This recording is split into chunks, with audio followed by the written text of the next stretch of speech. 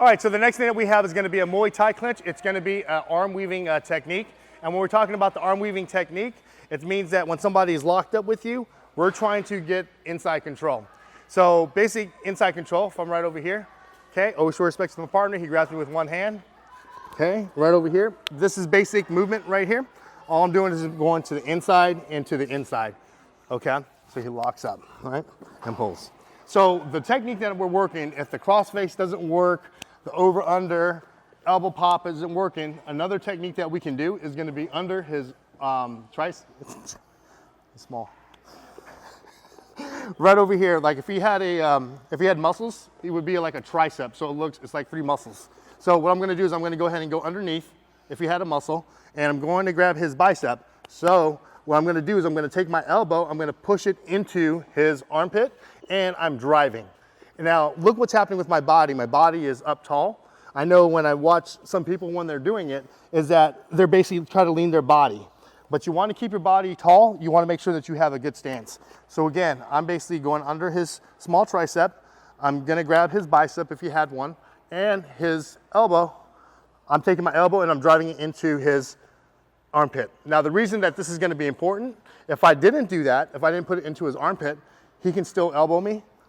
And that's not a good feeling. So what I want to do is I want to prevent that from happening. So I'll go ahead and take my elbow, I'm driving it into his shoulder. Now if he tries to elbow me, it's going to be much harder to do it. So that's the reason that is important. So as we go ahead and do that arm weaving technique, you don't want to cross over your hands. I got 2 different options. I can take the arm that went under his tiny tricep, I can go ahead and crush his face over, lock his head, and when I lock his head, I'm going to go ahead and pull. I'm going to go ahead and pull it, and this arm kind of pops up a little bit. I just arm weave in, okay? So go ahead and arm weave in again.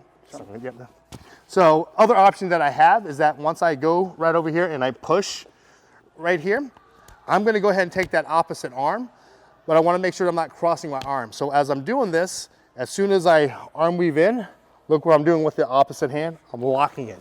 And because I'm talking to the camera, my head is on the outside, but in reality, my head is going to be on the inside. So he's going to go to me. He felt that big tricep, yep, right over there, strong base. And I'm going to go ahead and do the same exact thing where I'm locking his tiny bicep, pushing into his armpit, and I'm going to go ahead and then arm weave in.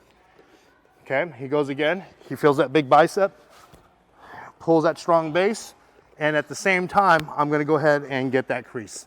So as you guys are working, you're just going to go ahead and nice and slow, and then eventually you can go ahead and start to use muscle to kind of trap it in a little bit tighter.